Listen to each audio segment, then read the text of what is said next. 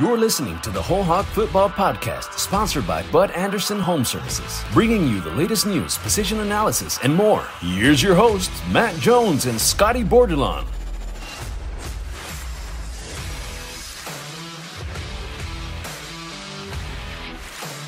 In the 30 football season since Arkansas joined the SEC, the Razorbacks have only had 7 when they won 9 games. 2021, one of those 7 years. Arkansas finishes 9-4 after a 24-10 win over Penn State in the Outback Bowl. The Razorbacks really dominated the Nittany Lions after halftime and turned in one of their more complete halves of the season in the second half of that bowl win. Today on the podcast, we'll talk about the game. We'll break it down. We'll also kind of talk about its significance for the Razorbacks with Clay Henry of Hogs Illustrated and Scotty Bordelon of Whole Hog Sports. I'm Matt Jones. During the game, I looked up Arkansas's third quarter scoring margin. I knew it was pretty good. And what it turned out to be after they outscored Penn State 17-0 in the third quarter of that game down in Tampa for the season, 122-68. That's 54 points better than their opponents in the third quarter. And that was their best quarter of the season when you take all 13 games into consideration. And Clay, I think what that really speaks to is that Sam Pittman and his coaching staff were really good this season at making halftime adjustments and outplaying the teams after halftime. And that was certainly the case against Penn State the other day in the bowl game. Yeah, it's incredible, really, when you think about those numbers and you go through the other quarters, and there's not another quarter that's like that, which really makes that jump out. That was something that about midnight last night, it hit me. I looked at it and started scanning across it. I was standing next to Kendall Briles out on the field during the celebration, and he was taking selfies with his son as the confetti came down. And I said, "Coach, y'all had an incredible second half." I didn't really understand that it was the third quarter, 17-0, until I went back and started writing.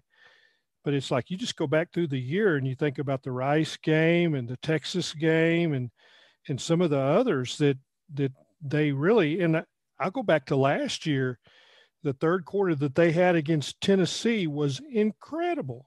I mean, it's that was so they've done it before, and I know that the first thing that Sam talked about was I think it's more of a calming effect that he has at halftime, saying you're down 3. That's not like being down 300. And then, then they went around the room and fixed the things that they knew that they had to do and make adjustments.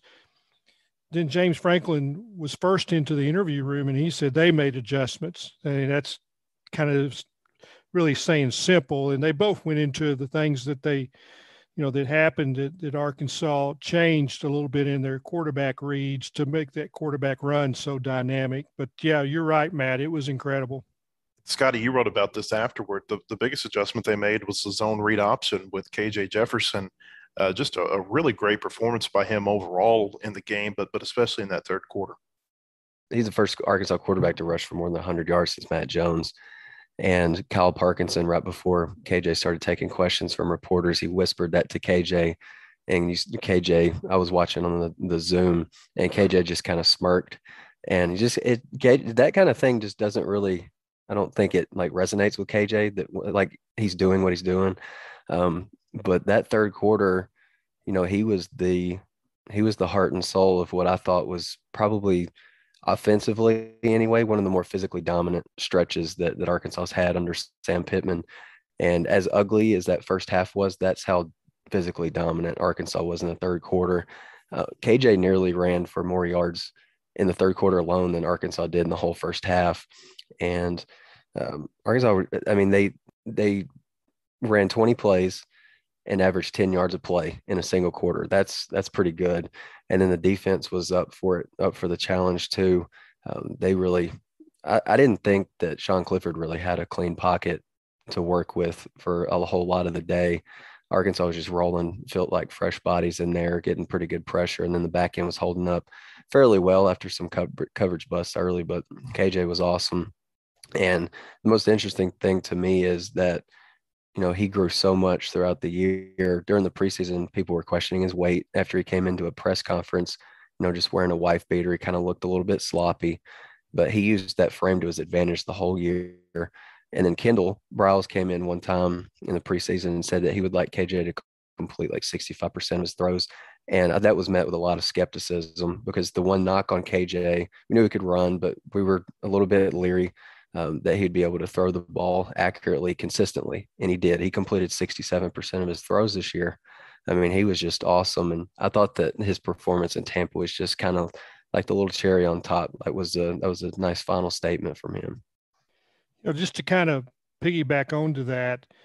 So when he was a true freshman, there was practices in August that I remember a good friend of mine, Dave Rader, who was head coach at Tulsa and is, I think he's a state senator in Tulsa now, came over and watched practice. And he called me afterwards and he said, I just saw a young Cam Newton. And I was like, yeah, that's got to be KJ Jefferson. He says, well, so if he can learn how to complete, say, the third down pass to the tight end, throw it into a tight window, because you got to be able to do that too. You can't just be a runner. But it says if he can get to where he can complete, the short passes, said he will be a dynamic player. He said he's as good of a young talent as I've seen.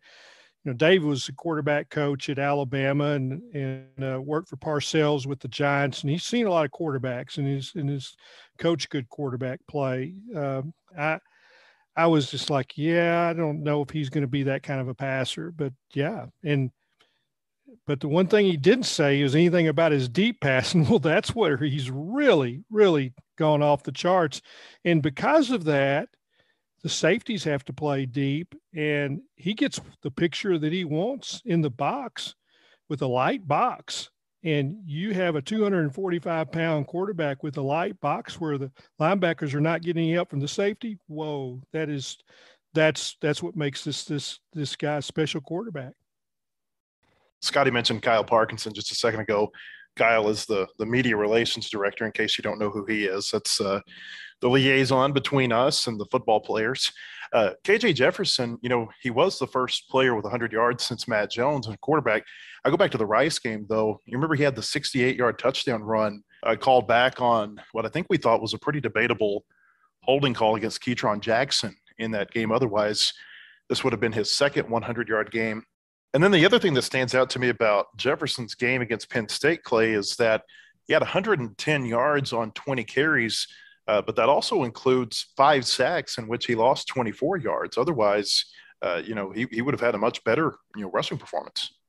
Well, he was terrific. And I was talking to Rocket Sanders after the game, and I was like, well, do you ever catch yourself when you're not in the game just looking at him and thinking of him as one of the guys that comes out of your room, big physical running back? And he's like, yeah, he's one of us. He's a running back. And he is like another tailback in it. And he will, they tripped him a couple of times, but I don't think they were going to get him down on either one of those plays. The guy on the ground just reached out, and that's the way I'd want to tackle that big dude. It's just trip him, because I don't think I'd want to take him on. 135 yards gained, 25 lost for a net of 110, long of 34, average of 5.5. Yeah, that's Matt Jones-like numbers. I thought it was interesting too. I guess I was listening to the Zoom, and the voice of the reporter I didn't recognize, but he was like, Coach Pittman, earlier in the game, there was a run KJ Jefferson had where he was on the edge, and instead of sliding, he just kind of lowered his shoulder like a fullback. And Sam Pittman, I thought, he kind of nailed it. He's like, we don't do none of that. I'm talking about sliding. And he said that ain't how we're built. And that's perfect for KJ, because I don't remember KJ sliding this year. If he did, he may have done it, a couple times, 3 times, but I don't remember KJ doing that. He's a guy that, when he runs, he's out to pick up yards and, kind of dish out some punishment for even, having the thought that, hey, I'm going to go try to tackle this guy. He says that he wants to make a statement.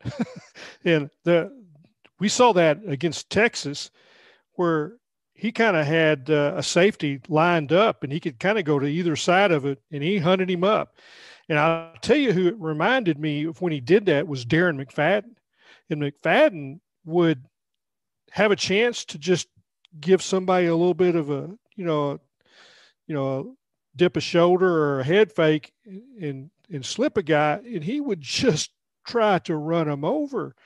And they used to have, it was like, hey, don't take that punishment. He goes, he would tell Houston, he says, I'm not trying to dodge punishment. I'm trying to hand it out. One more thought on the offense, because I do want to talk about the defense, because I thought they played really well. You can't talk about this bowl game without mentioning the fact that both teams were without some of their best players. Arkansas without Treylon Burks and Trey Williams. Penn State was without a number of players. I think 6 different players opted out of the game, including 4 all Big Ten defenders, 2 of which were also All-Americans, a defensive end and a safety. Also, their best receiver didn't play in the game. But with that said, Clay, it looked to me offensively like Arkansas tried to go into this game doing a lot of the same things they did on offense throughout the season when they had Treylon Burks in the first half. And really in the second half, going back to the adjustments, they kind of figured out our bread and butter at this point in the season with the personnel that they have is KJ Jefferson. Yeah, it was clear to me that both teams at halftime decided we're going to put the ball in our best players' hands. And they had called runs, Penn State did, with Sean Clifford in the third quarter. And actually, I think Bumper Poole put a hit on him that eventually knocked him out of the game. The medical staff took the helmet away from Sean Clifford in the second half after some of those hits. But I think both teams said, we're going to make plays with our best player, and that's KJ Jefferson, and 7 straight runs to start the third quarter, and went right down the field. And there might have been a pass mixed in the second series that led to a field goal, but it was we're going to put it on the ground. And I thought another guy that really had a good third quarter was Ty Clary, who took over right tackle for Dalton Wagner, who bruised some ribs in the first half. And that I thought that was reminiscent of what Ty did a while back against came in the first half against Auburn, the game that the refs took away. And I thought Ty really had a great game coming off the bench. And you got to remember that he's fresh on a hot 85-degree day, and Penn State's players were wilting in the second half. They had no subs in the defensive line. Their backups were true freshmen that they decided to hold their red shirts. And I thought Ty Clary made a difference. But you're right. They put the ball in their best players' hands, just like they would try to do with Burks. But in this case, it was KJ. I thought Kendall Briles, the offensive coordinator, did a good job of just taking what the defense gave him after halftime.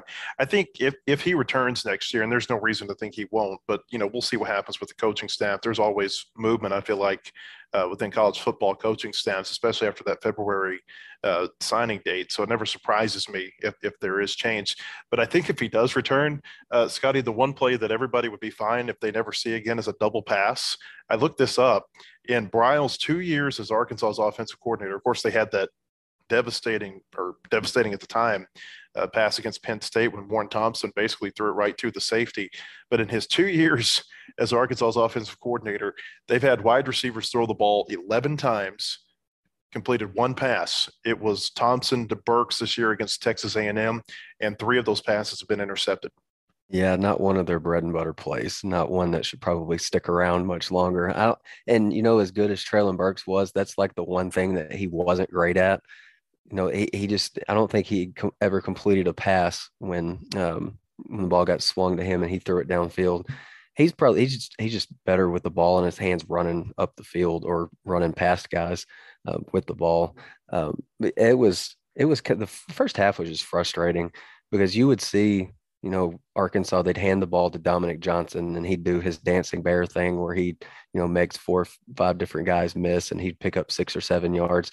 And he'd do that a couple times, and then they'd try something cute with like a Davion Warren wide receiver reverse type thing that would lose yardage. They'd get behind schedule, and then it kind of just throws the whole series out of whack.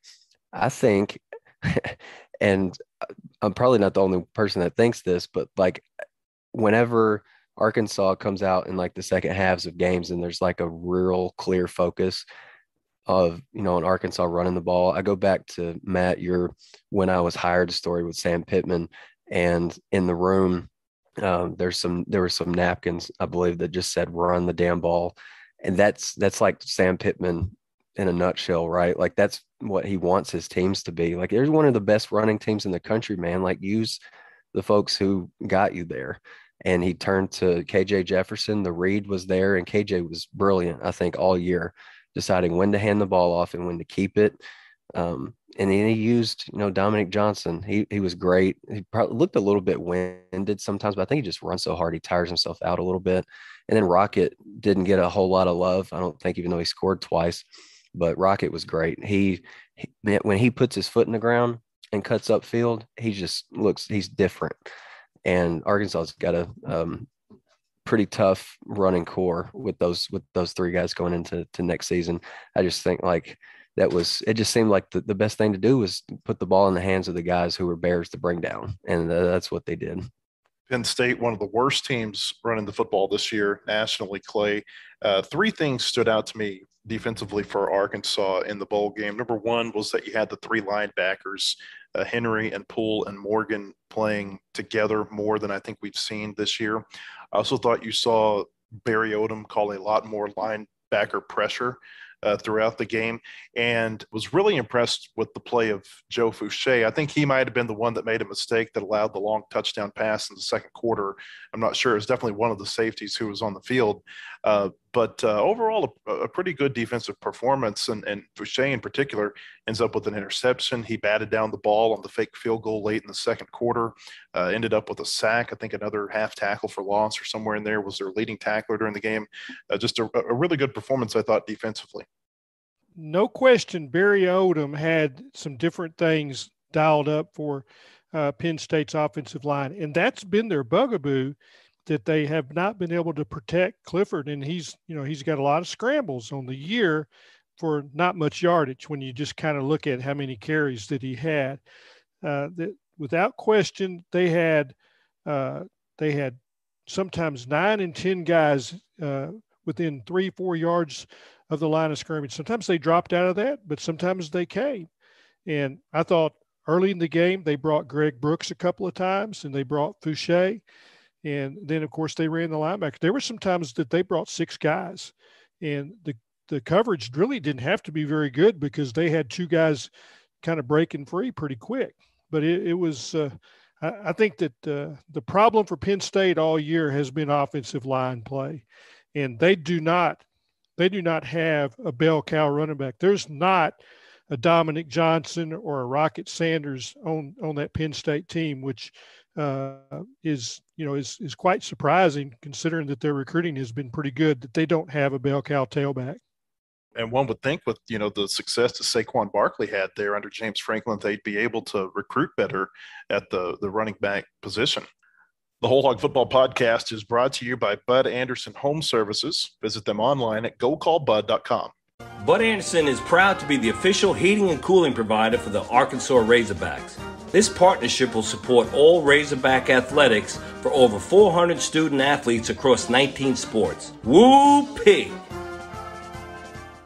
WholeHogSports.com has the largest, most experienced staff of reporters covering sports in Arkansas. Football, basketball, baseball, recruiting, and more. You'll find it at WholeHogSports.com. The website includes up-to-minute news, daily commentaries, and award-winning photography from the staffs of Hogs Illustrated and the Democrat Gazette. For subscriptions, call 1-800-757-6277. That's 1-800-757-6277. Or visit us online today. WholeHogSports.com.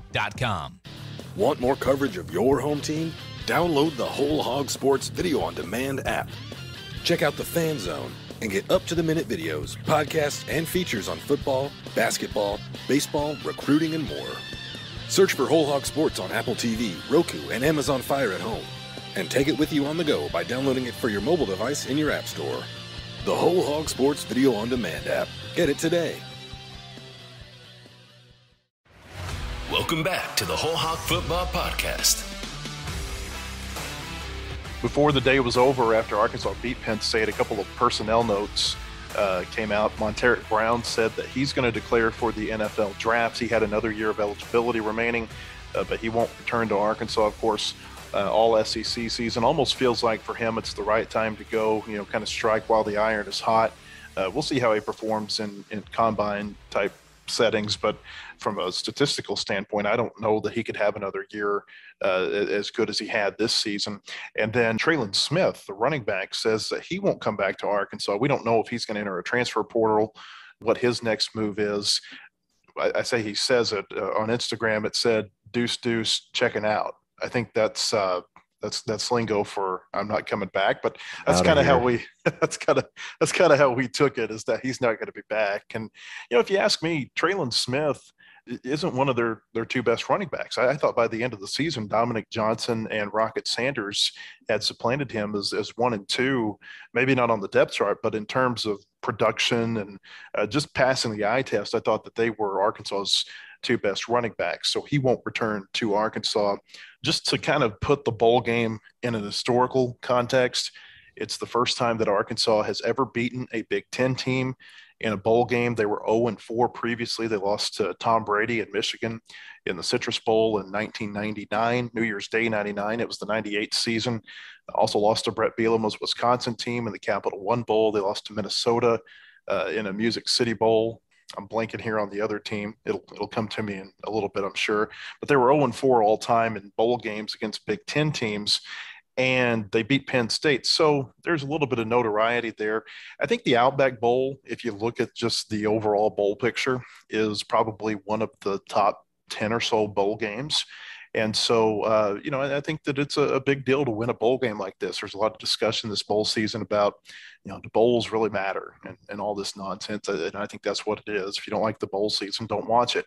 I think that, Clay, when you look at what this meant to Arkansas the other day, it's clearly a big deal to win a bowl game like that. Well, it's, they're running out of space for trophies, that's for sure. And they were excited to go. And I think it's a good bowl. You're talking about South Florida. It's better to me than the Gator Bowl. I've been to two of the bowls in Orlando, Capital One, Citrus, whatever you want to call them, and they were not memorable trips for a lot of reasons. It seemed like the weather was bad. There was just a lot of different things. This was a totally different experience for the Arkansas team, for their fans. It was 82 to 85. Wasn't one drop of rain. It was just a great trip. And it was, this was just kind of that kind of year though, Matt. And you look back at the year, it didn't rain for any of the games. We had open air press box all the way through the Missouri game. There were things that went right. You get two Big 12 crews for the Texas game and the Penn State game. They didn't call any penalties on Arkansas. I mean, you just think back of how things fell for this team. A lot of good fortuitous bounces, and we've been kind of bemoaning how things didn't go Arkansas's way, and we need to remind ourselves sometimes when they do. It seems like the older I get, the more recent events are the ones that slip my mind first. Ohio State in the Sugar Bowl, the most recent time they had played a Big Ten team. That was their other loss in a bowl game. A couple of other bowl notes for Arkansas. Sam Pittman is the fifth Arkansas coach who won his first bowl game with the Razorbacks. The other were Frank Broyles. In his second season, they won the Gator Bowl. Lou Holtz, at the end of his first season, of course, beat OU in that memorable Orange Bowl. Bobby Petrino won the Liberty Bowl in the end of his second season, and Brett Bielema won the Texas Bowl at the end of his second season. Of course, Sam Pittman was on that staff. And it was Arkansas's first New Year's Day Bowl win in 22 years. The last time that had happened was against Texas in that memorable Cotton Bowl on New Year's Day 2000, the first game of the new millennium. The last time that Arkansas had won a bowl game that was not in the Cotton Bowl on New Year's Day, 1969, when they beat Georgia in the Sugar Bowl. So kind of interesting there. Clay, we talked about offense, we talked about defense. Special teams was another area that I thought Arkansas performed well in on Saturday. Cam Little made his only field goal attempt. He took over kickoff duties for Vito Calvaruso, who transferred before the game. He says that he's going to Wisconsin. Even I thought Nathan Perotti, and the one opportunity that he had to return a punt, got him some yardage. He fielded the ball well. I just thought overall it was a pretty good day for the Razorback special teams. Yeah, Reed Bauer ended up averaging 43 for the year, 44 in this game. I thought he outkicked his coverage a couple of times, but that's the only flaw you can see. But the special teams this year, they're pretty antiseptic, and that was following a year where it didn't go well for Scott Fountain, as the special teams coordinator. It seemed like every other week we were pointing out some of the flaws, but Cam Little put all the kickoffs in the end zone. There was one that came real close to the pylon that you thought, okay, this one's going out of bounds. But yeah, that was something that you kind of worried about because Vito Calvaruso had been so good. But that's another piece that was missing that you just didn't even realize that it was gone because Cam Little was so good. But yeah, Penn State, not nearly as good in special teams. Missed field goal, had a fake field goal kind of blow up on them. I don't know why they were trying to kick a 54-yarder, but it was another plus game for special teams, which you can just go through the season and say, yeah, they won it. They won special teams here. They won there. But the big thing is they didn't lose special teams, maybe except for the Georgia game. Bowl significance, I think that you can look at it historically. You can look at it currently too. It gives Arkansas some momentum. Really all that's left to talk about this season, I think, is number one, which players come back. Bumper Pool, John Ridgeway are a couple. I think that Sam Pittman has said he's trying to re-recruit them to come back for another season with that extra year of eligibility because of COVID. We talked about previously Bo Limmer and Dalton Wagner and Jalen Catalon are all coming back for Arkansas. If you could add a Poole and a Ridgeway or either one of the two to that group, I think you feel really good about your senior class for next season. You may feel good about it anyway. And then is Arkansas, do they finish in the top 20? That's a question that I've heard a lot of people ask in the short time since the bowl game ended. And as I look at the top 20, there were a lot of teams. Arkansas was 22nd in the AP poll at the end of the regular season. That 21 ranking that you saw on TV, that was from the College Football Playoff Committee. And the Playoff Committee, they do not update their rankings at the end of the bowl season. Their rankings are final. AP and coaches will both update their rankings at the end of the season. But Arkansas was 22nd in the most recent AP poll. They were 24th in the most recent coaches poll. And as I look at the teams that were ahead of them, I think the top 10, they're safe. They're not going to fall below 20. Most of those teams are playing other really good teams in bowl games like the Rose Bowl, the Fiesta Bowl, the Sugar Bowl, and whatnot.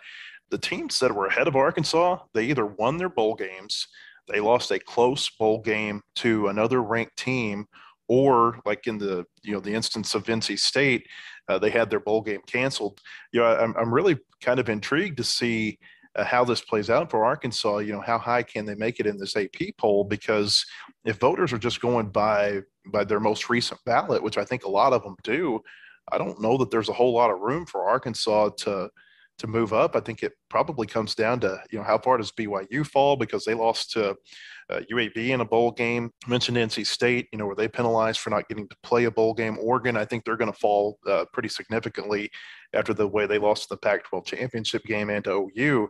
But there's not a lot of room for Arkansas to move up here in these rankings. Yeah, I think you're right. And I pulled up the AP poll on ESPN just now. Right ahead of Arkansas is Houston, and Houston might be one of those teams that move up. So maybe Arkansas jumps into that number 20 spot, but I mean, Houston won where they beat Auburn, right? And then Clemson won its bowl game. I'm not sure about NC State, Wake Forest, but I mean, there's a possibility Arkansas can slide in at number 20. I think it kind of depends the way that maybe I'm wrong in thinking this, but maybe it just depends on whether voters, look at Penn State and like, hey man, their top 6 guys were out, or 5 of their top 6 guys were out, and they had, half a dozen starters missing. But at the same time, Arkansas had, its best pass rusher and its best player, not playing too. So that's something they're going to have to take into account. I just think it's man, winning 9 games is hard. And I think voters are going to look at, hey, Arkansas won 9 games and they've not been, in the vicinity of like a top 25 in years. Maybe they give them the benefit of the doubt, maybe give them a little bit of credit for the huge run they made in year 2. Not in my wildest estimation that I believed that Arkansas was going to win 9 in Sam Pittman's second year. I thought, if they got bowl eligible in the regular season, that'd be great. Maybe you win a 7th game and you maybe you start building some steam. And then year 3, if you get some guys back and maybe add some pieces and some of your incoming guys flourish a little bit, maybe you take a big step in year 3. But 2022's got tons of possibilities for Arkansas. But a lot of it, like Matt mentioned, is about getting some guys back, figuring out your leadership and some playmakers for KJ Jefferson on the perimeter. But it looks like a top 20 team to me. I don't know if I think the same way that some of these AP guys do. Well, one of the things that I always kind of look at is how was the game played? How does it resonate nationally? And I was driving, I finished my story, and then I took a 5-hour drive north into southeast Alabama to spend the night after the bowl game. And I listened to all the broadcast of the bowl games, and halftime, all of the recaps of the complete day did not mention Arkansas and Penn State. And then I got to my hotel room about 11 o'clock and it was after the Rose Bowl, and I started watching Sports Center and Scott Van Pelt. They never showed any Arkansas highlights. And the game was on ESPN2, and I just don't know that it was something that just jumped out there that everybody, I think probably most people were watching the end of the Kentucky-Iowa game. So as far as what we think Arkansas should have received as far as national recognition during the day, I'm not sure that ESPN produced any of that. Yeah, I definitely think the opt-outs, that made the game a little bit less intriguing for, maybe the casual fan. They may have tuned into the game and heard that, Penn State's got half a dozen guys out, Arkansas is missing 2 key guys, and they're like, maybe I can find something else to watch. But that's the only thing that I can really think of off the top of my head. But I just think Arkansas looked good. Like I mentioned earlier, like one of the more physically dominant stretches that they've had under Sam Pittman, and they did it, kind of with their backs, somewhat against the wall, trailing at halftime in that game. I think if you look at the top 25 right now, I would not pick 20 teams to have beaten Arkansas at the end of the regular season. There's some teams in there like Louisiana Lafayette who only had 1 loss, but that loss was a pretty bad loss to Texas the week before Texas came to Fayetteville. I think if you put those 2 teams head to head, Arkansas would beat Lafayette rather easily. Real quick, most memorable game of 2022 for you, Scotty? I'm going to go back to the Texas A&M game. Just think it was a huge win. I remember 2 years ago, Tyson Morris was inconsolable walking off the field after a close loss. I saw him in the tunnel after Arkansas won that game earlier in the year, and he was like, there ain't no better feeling, man. That's just burned in my mind. Yeah, that was pretty sweet. But since you took that one, I'm going to take Texas. And there is not a better feeling than to watch the field covered with Razorback fans in Fayetteville, and to see Texas kind of slinking off the field. It was as sweet as it gets. And, they don't get a trophy for that game, but that one to me will be where I knew Sam Pittman could get it done. No surprise there that Clay's picking Texas. I think for me, it'd be back-to-back Mississippi State and LSU. They didn't play their best game in either of those games, but they found a way to win them. And those, you're always going to have 2 or 3 of those types of games that contribute to these 8-9 win type seasons. And so I thought those were 2 big games to the course of the season. We appreciate you joining us all season for the Whole Hog Football Podcast. We'll continue our football podcast periodically through the off season. Also, hope you'll join us for the Basketball Podcast of Mid-America, which publishes weekly during basketball season. And just around the corner is the relaunch of the Whole Hog Baseball Podcast. Hard to believe the college baseball season is only about a month and a half away. You can find all of our podcasts on Apple or Spotify. Just search Whole Hog Radio. That's 3 words, WHOLEHOGRADIO, Whole Hog Radio. Hope you'll leave us a review. It'll help others find our podcast. For Clay Henry and Scotty Bordelon, I'm Matt Jones, and we'll see you next time. The proceeding has been a production of WholeHogSports.com. Look for our latest podcast on iTunes, Spotify, or your favorite podcast store. And visit us anytime at WholeHogSports.com for the latest news and commentary.